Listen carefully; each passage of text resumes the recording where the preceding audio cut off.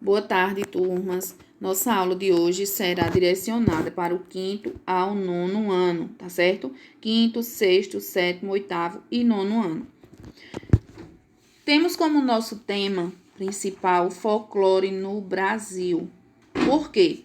Porque essa data ela é comemorada todo dia 22 de agosto de todos os anos, né? E nós vivenciamos todos os anos na escola essa data. E aí vocês já devem saber do que se refere, né? O que vem a ser o folclore. Por quê? Todos os tópicos são trabalhados todos os anos na escola, certo? E vocês fazem apresentações, vocês pesquisam sobre cada tipo, cada gênero que faz parte do folclore. E aí eu vou abordar um pouquinho sobre o conceito de folclore e falar um pouquinho de cada um deles, certo? O folclore ele é um conjunto das criações culturais de uma comunidade, baseado nas suas tradições, nas expressões individuais e coletivas.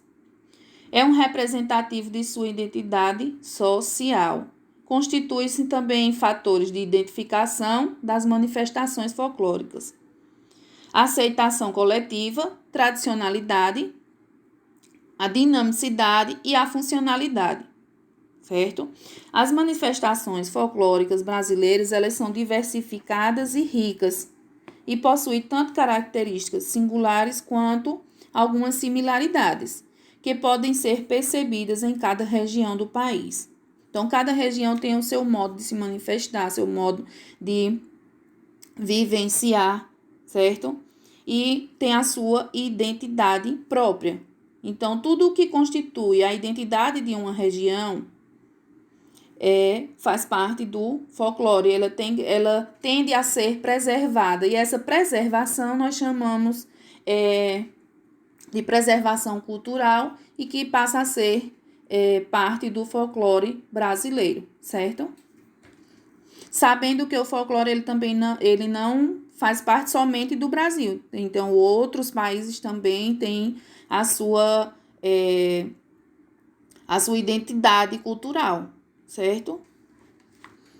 E aí, para nosso conceito de folclore, eu trouxe alguns temas para ser abordado nessa aula. E eu esqueci de colocar aqui o tópico linguagem, certo? O que faz parte do folclore e que está inserido dentro do tema linguagem. As parlendas, as adivinhas, os trava-línguas, as lendas, os provérbios populares e a literatura de cordel, tá certo? E aí nós vamos ver também as danças, artesanato, comidas populares, medicina popular e assim por diante. Como vocês estão vendo aqui, eu coloquei algumas lendas. Então, as mais conhecidas, sabendo que existem outras lendas, né? Então, eu tenho aqui o Saci, a Iara, a Cuca, o lobisomem, o boitatá, o boto cor-de-rosa, o curupira, a mula sem cabeça, sabendo que cada uma dessas lendas, elas são de específicas regiões, certo? As adivinhas e os trava-línguas, que faz parte da linguagem também, né? Então, as adivinhas são uma forma lúdica de enigmas populares, onde através de um enigma eu tenho que adivinhar o que significa, certo? Sobre o que está se falando. E os trava-línguas são as frases de difícil pronunciação. Então, o nome trava-língua é porque, ao falar uma palavra repetida várias vezes ou com o mesmo valor sonoro várias vezes, a tendência é que nós não consigamos falar e se enrolar a língua. Então, por isso, a palavra trava-línguas. Temos também as danças, né? As danças, então o frevo, eu coloquei aqui uma imagem do frevo, são as danças populares e que fazem parte da nossa identidade cultural, certo? O frevo, ele é um ritmo pernambucano, como vocês já sabem, derivado da marcha e do machixe. Sua origem também está ligada aos negros africanos escravizados que trouxeram os passos da capoeira, certo? E eu coloquei uma imagem aqui de Luiz Gonzaga representando o baião, certo? É uma dança e um canto típico do Nordeste. Inicialmente era o nome de um tipo de festa em que havia muita dança e melodias tocadas em violas. Esse gênero, ele representa o sertão nordestino, né? Passou a ser conhecido em todo o Brasil por intermédio do sanfoneiro pernambucano Luiz Gonzaga, como vocês estão vendo na imagem.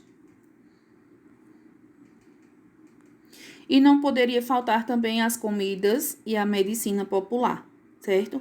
As comidas eu coloquei apenas um tópico aí sobre as comidas populares, certo? Mas só que cada região existe seus tipos de comidas, né? Regionais, que é específica de cada região.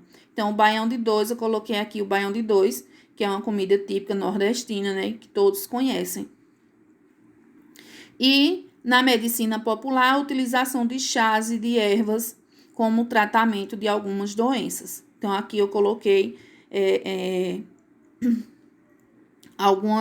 alguns tipos de medicina popular, que fazem parte da medicina popular, né? O chá de canela, o chá de canela de velho, como usar. Então, toda essa forma rústica de se fazer um chá, de se utilizar na medicina, né? Para a saúde ou até mesmo pelo gosto de cada pessoa, faz parte do folclore, certo? E não poderia faltar o artesanato, que também faz parte de uma identidade cultural, da arte popular de um povo, certo?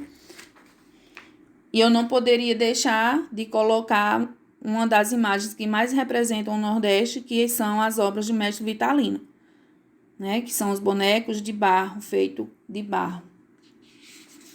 E aí eu vou colocar, nós estamos terminando nosso assunto, eu vou colocar em cada turma atividades diferenciadas, tá certo? Para que a gente possa vivenciar o folclore, mesmo que à distância, mas que ele venha a acontecer, que vocês conheçam e se aprofundem ainda mais sobre um pouquinho do folclore, certo?